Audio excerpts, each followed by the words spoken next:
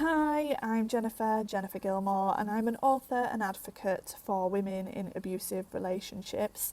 In my past point of view videos, I've covered my life after abuse. I did a mini series on it, and I talked about healthy relationships, recovery support, and also loneliness and isolation. Today I want to talk about the barriers that we have faced during lockdown and for accessing support, and particularly focusing on domestic abuse. So I want to take you back to the beginning of lockdown when things were starting to come in place and actually social distancing was coming into effect. So I actually published a blog post on my website, jennifergilmour.com, about the unsettling familiarities of social distancing. So for me, looking at my experiences and what I went through, social distancing actually became a bit of a trigger for me.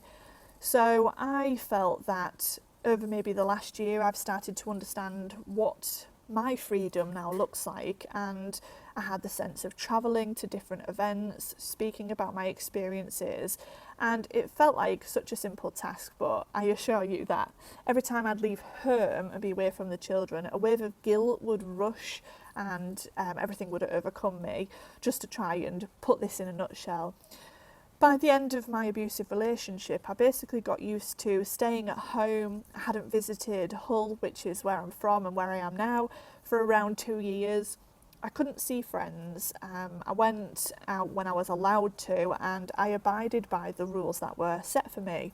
So I was already isolated, and so if you can imagine, social distancing for me was very unsettling because it brought back those feelings of not being able to have the freedom that I've only just embraced.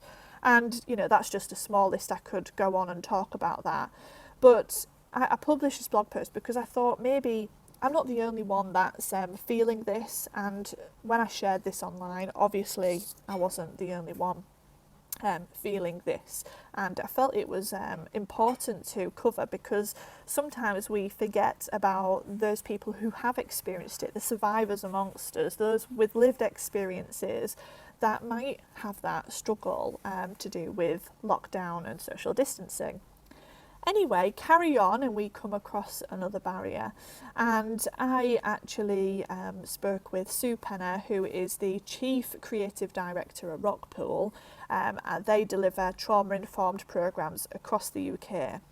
And we just had a chat, and we just got onto the subject about how victims are the ones responsible for escaping or for getting support or for knowing that they're in an abusive relationship as such. And we thought, how can us as community members, as neighbours, look out for people that are potential victims? So we had this conversation, and again it's on my website, jennifergilmour.com, and we discussed domestic abuse during COVID-19 and what we could do. We actually came up with 4 different points as to what that looks like and how we can help other people. Sorry, I've got my notes here because otherwise I'll get off track. Anyway, so we had this really important discussion. And we carry on, and there's more barriers. And I start to think more and more about the barriers that we were facing in lockdown. So not just in the domestic abuse sector, but everything else. We couldn't access our doctors, and even still can't access our doctors in the same way. The same with dentists and other support services, and even getting toilet paper was a difficulty in the beginning of lockdown. So when I started thinking more, obviously I felt for those victims that are in the relationship. I thought about what it would have been like for me, and actually their accessibility for support, going on from what Sue Penner and I discussed. And then what happened in May is the Recovery Toolkit programme I went on as a recovery method for me back in my early days, years ago now, and something that I spoke about in the Life After Abuse mini-series that I did for my point of view, that actually became more accessible. So obviously programmes that we're running had to stop partway through.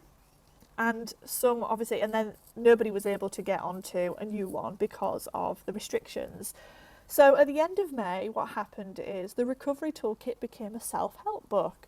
Now, for me, I was over the moon because this program is something that changed my life, and I've spoken about it before, about what it's done for me. I wouldn't be here where I am now talking about what I'm talking about without this program. It became a self-help book, and I was able to provide anecdotes about my experiences to give that lived experience part of the program into this book. And it meant that the programs that had stopped running actually were able to finish with the book, so they were able to part do the program. It also meant that people that weren't able to access the program originally could now access it. So it's become accessible to everybody. So in the UK, in the US, Australia, wherever you can get the book on Amazon, you can access the program. Now, I would say the differences of being on a program in person and having a self-help book, there are obviously large differences, and I personally went on the program and went through it with other people by my side. It will be a different experience. But what I do love about the self-help book is that it's now accessible. So here it is. This is the Recovery Toolkit. And as you can see, it's the 12-week program to support your journey from domestic abuse. Now, I want to show you quickly how the program is laid out in this book. And to note that at the beginning, you've got like the definition of domestic abuse. You've got what an abusive relationship looks like. It's even got a warning there for any triggers and introduction. So it's set out just like the program with weeks, so split into 12 weeks. You've got some information. Usually there's the diagrams there to help you, which really helped me in my recovery journey. The thought diaries, and also there are my anecdotes in grey. So the thought diaries, we've got points and there's exercises. There's the thought diary. So this is just a real brief overview, but again, looking at that and giving that, helping hand with the exercises. And really for me, it is tempting to go on. So you could read what week 1 and go, do you know what, I'm ready for week 2. But I think the benefit of it is if you follow the program as it is, you'll get that. It will start staring as it did for me going through the program. I had a lot to think about over the week, and I was able to put things into place, just like a toolkit.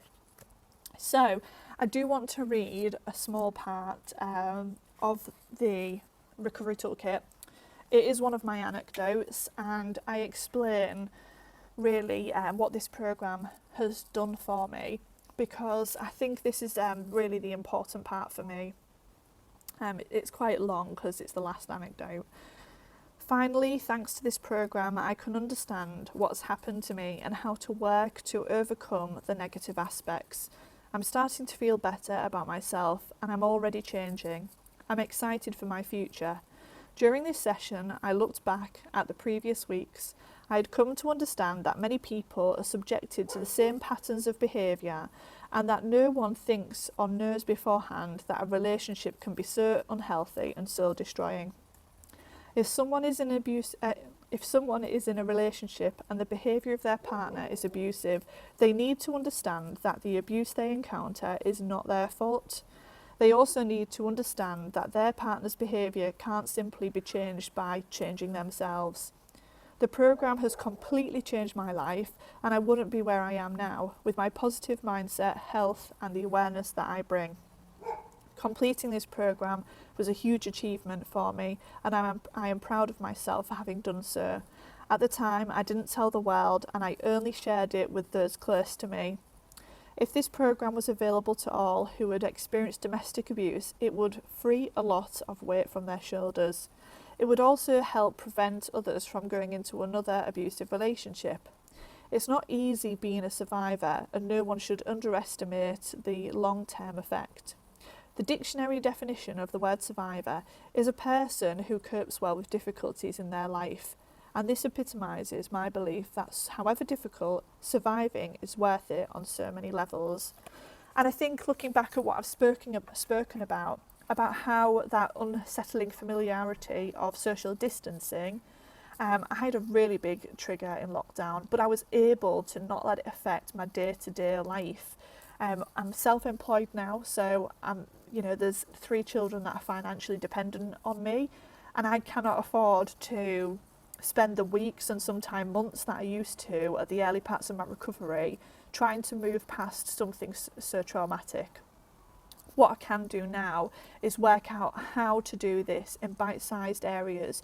When I had this particular trigger, I was able to come away from it. I went and bought ice cream. I had watched a movie with my children, and then I figured out what I was going to do to take steps forward. Without that programme, I wouldn't have been able to do that. I wouldn't have been able to put one foot in front of the other. So I am so happy that it is now a self-help book, and that is what I wanted to share with you today, that we can make things accessible.